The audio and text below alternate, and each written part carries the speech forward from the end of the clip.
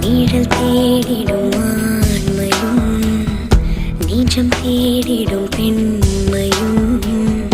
ஒரு போர்வையில் வாழும் இன்பம் தெய்வம் தந்த சொந்தமா